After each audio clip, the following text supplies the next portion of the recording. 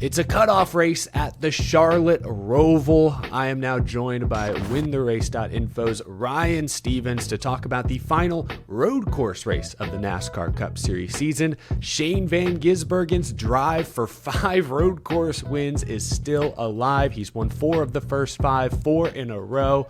Heading to the Roval, a little unique. They added that hairpin turn 7 last year that caused some calamity. Actually collected SVG at some point last year.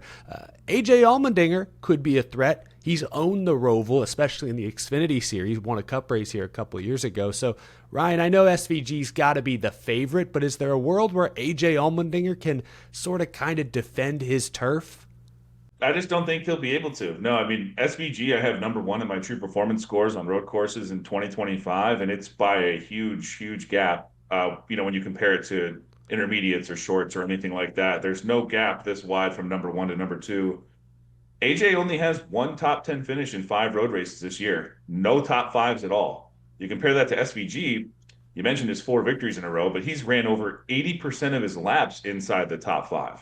Wow. So while this is AJ's best road course, when we simulate this race 20,000 times, we have SVG winning this particular matchup over 75% of the time. So I guess it could happen, but man, I think it's a long shot. SVG's far and away ahead of everybody. Yeah, going back to last year's race, they were in equal equipment, both Colleague Racing entries, and SVG, at least until his turn 7 incident with Carson Hocevar was pacing Allmendinger, it appeared. So Trackhouse car could be the edge he needed.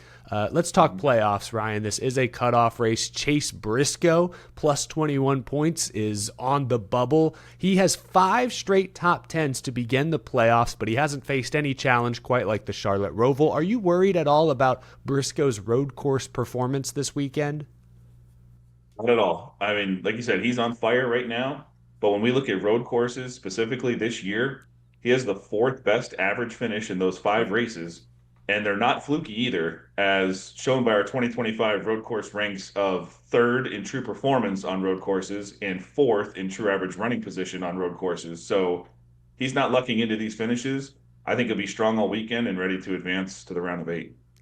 If I recall, he was at least in the picture when Shane Van Gisbergen crossed the finish line first at Sonoma. And not many other drivers can say they were close enough to SVG to be in Yeah. that picture. The most pressure, in my opinion, this weekend is on Joey Logano. He is 8th on the playoff grid, the final driver in, only 13 points to the good after a somewhat difficult Kansas weekend. The Roval is his best road course, but this season he has a 15.8 average on all the other road courses. So kind of not a great road course team usually. This at least seems to be in their wheelhouse. I went back to last year's race. Logano was in a worse spot last year. He was minus 13 points entering this event, but he did earn the most stage points, closed the gap so that when Bowman had his DQ, his issue, Logano was able to leapfrog him. So how confident are you that Joey will hold on to his 13-point cushion over Ross Chastain and advance to the round of 8? I would say I'm fairly confident. I mean, one thing he has going for him is he qualifies really well here. Track position's been very important on road courses, and he has 6 straight starting positions of 8th or better here. It's tough to pass in this car and package, and then Joey just, in general, tough to pass, and now he has added motivation to not let you by him. So it's going to be tough to get by Logano.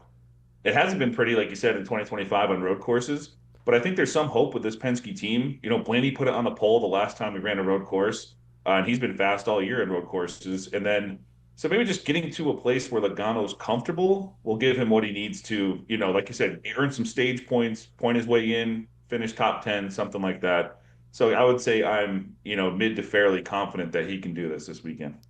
And looking at last year, again, comparing points, Tyler Reddick in this race last year was in Joey's position. He was plus 14. He was able to earn 10 stage points. He had a wreck at one point where the whole rear of the car came off the ground. They battled back to finish 11th. And he was able to advance. So Tyler Reddick, same spot last year, was able to move on. Hopefully Joey Logano can give us more of the same. Speaking of Tyler Reddick, this year he is below the cut line coming in.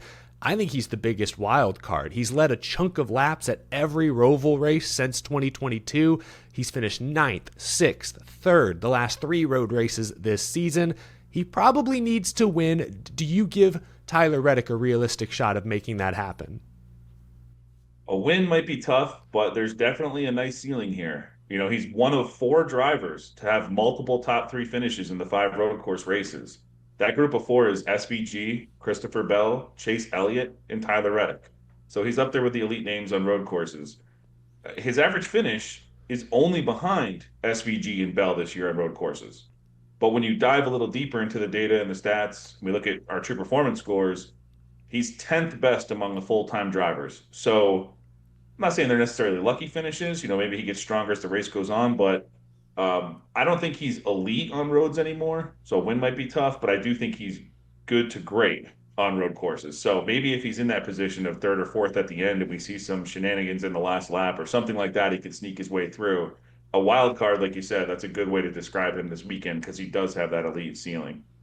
Heartbreak for Bubba Wallace 1 week ago at Kansas Speedway. He finds himself 26 points below the cut line. Everyone says he's gotten a little bit better at road course racing, and I think most of the data would back that up. He does have 2 top 10 finishes at the Roval in his Cup Series career. Is there a path? Do you see any path towards Bubba advancing? That's quite the deficit, in my opinion. This one's tough. His average running position on road courses this year is 18.01. So that, slots him into 18th actually overall amongst full-time drivers. He could be one of those drivers, like we mentioned with Logano, who's just better here at the Roval. And maybe he can squeak out a top 10 or so, but he only has one in the 5 road races this year. And I have him probably finishing somewhere in the teens. So I think he's going to need a ton of things to go his way and quickly in this race if he wants to advance to the round of 8. Yeah, I agree. The one thing that could be working to his advantage, if he qualifies, well, remember, 2311, they all qualified well, I think, at COTA early in the year. If he qualifies well, maybe he can stay out and get 9 or 10 stage points that opening stage. Maybe that turns the tables for him. But a lot of that's a lot of if. Who have we not mentioned yet, Ryan? I know we talked about SVG. He's got to be the heavy favorite. But Kyle Larson has won here. Christopher Bell has won here. William Byron will probably be good. So is there someone else out there that you'd like to win this race, or maybe a fun, sneaky top 5 pick? I like those guys you mentioned. It's weird Larson doesn't have a single top 10 finish in the 5 road races this year. So much has gone wrong. It's even weirder that he has the worst average finish of the full-time drivers on road courses this year. He's behind Cody Ware. It's just it's odd to see when you look at the overall picture of Larson on road courses coming to a road course where he dominated. So Bell, I like too. You mentioned him. He's the only other driver who's won a road course this year, beating SVG at COTA. That was a very long time ago, but Bell's always solid. He joins SVG as the only other driver with 4 top 5s in those 5 road course races. Byron's also been great. You mentioned him. He's sandwiched between SVG and Bell in true average running position on road courses this year. Those 3 and Briscoe are the only 4 with a true average running position in the single digits. But if I have to go a little longer here, I think my sleeper picks would be just Team Penske in general. Oh, wow. We talked about how strong Logano has been here in the past, qualifying and running well, and his teammate Blaney, who won the pole in the last road event.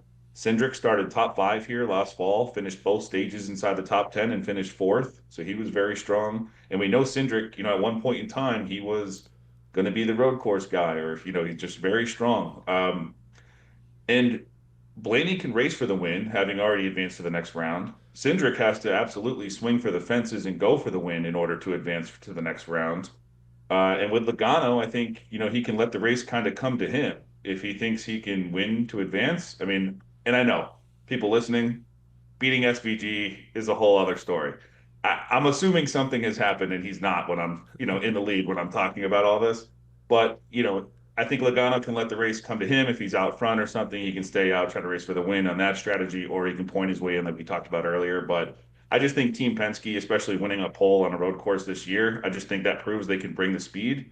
And so, yeah, we'll see. I think they'll be strong this weekend.